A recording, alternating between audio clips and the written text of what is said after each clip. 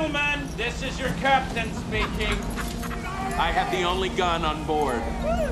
Welcome to Con Air.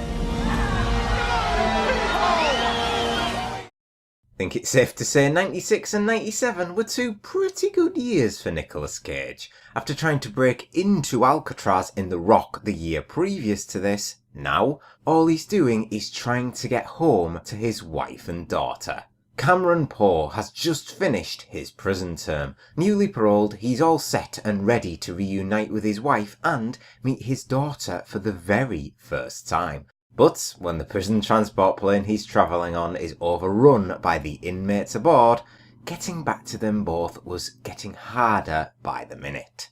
Now, after reviewing The Rock, I still think that that film in itself is the best film that Nicolas Cage has ever been involved with. However, in terms of a leading role which Cage has all to himself this time, I would say this is up there perhaps with National Treasure in terms of being the strongest film where he is the leading man. And talk about getting a little beefed up for the role. A lean, mean, muscly machine Cameron Poe is here, and he spent 8 years in prison, so I imagine working out is something he was doing a lot. But credit is due here because I've never seen Cage look like he does here in any of his other roles. Actors of course undergo transformations for roles all the time, but Nick Cage normally just looks like the usual Nick Cage, doesn't he? Not here though, it's more like Nick Cage evolved.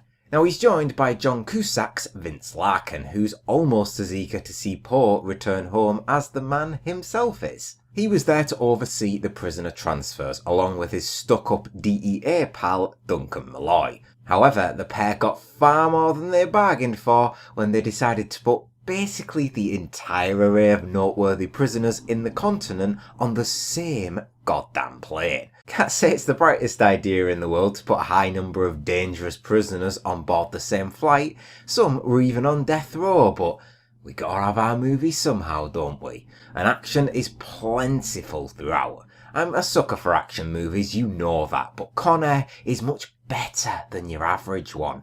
Casting John Malkovich as Cyrus the Virus was a stroke of genius. He was the brains behind this entire escape attempt, and backed up by Ving Rhames, they formed a formidable duo. They got to work in escaping before they even took off, for Christ's sake, and the agents who discovered Cyrus's plans were too late in joining the party. I think it works quite well when you do a movie that takes place mostly in a confined space. The film is set on the transport plane for the most part, but when you get some big names, say like John Malkovich or Ving Rhames, it allows you to be a little bit more flexible in this case with the other prisoners. Nick Chunlun's Billy Bedlam is a good example of that. He doesn't have a massive role, and some may remember him from the Riddick franchise like me, but even if he wasn't in it much, he played that villainous psychopath pretty well, wouldn't you say?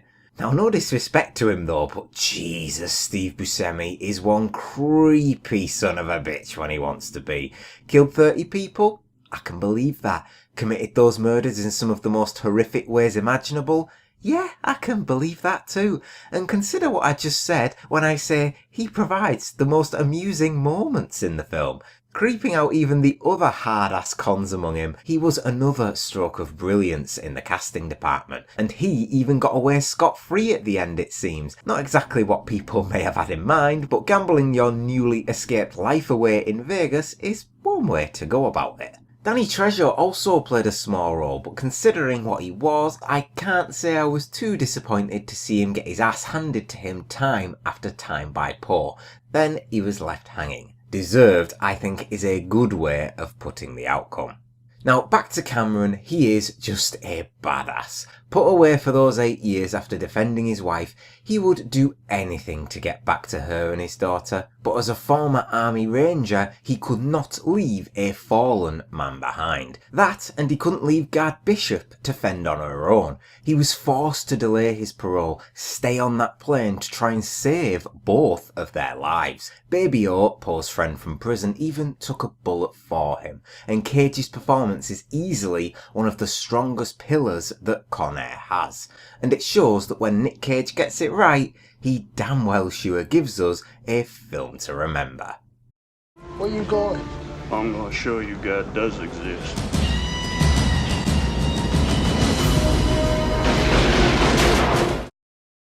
My overall verdict for Con Air is an 8 out of 10.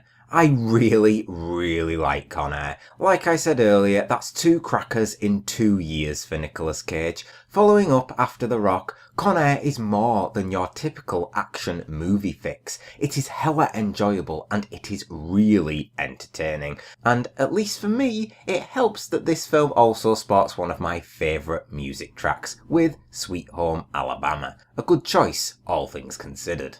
It's just a really good action movie. The cast are all great, and I thought that Swamp Thing was pretty cool, even though you don't really see him all that much, probably because he reminds me of Lost, and he's an actor with one of those recognisable faces, but I don't know, I just feel the strength of each part of the film, like the story, the casting, each of them make it stand higher than most films around it. John Malkovich was a solid option to go with for the main leader of the prisoners. Smart and crazy are 2 things that become extremely dangerous when able to mix together, and he dominated each scene he was in, and acting wise you just know you're always getting a shoe-in when he's part of your film.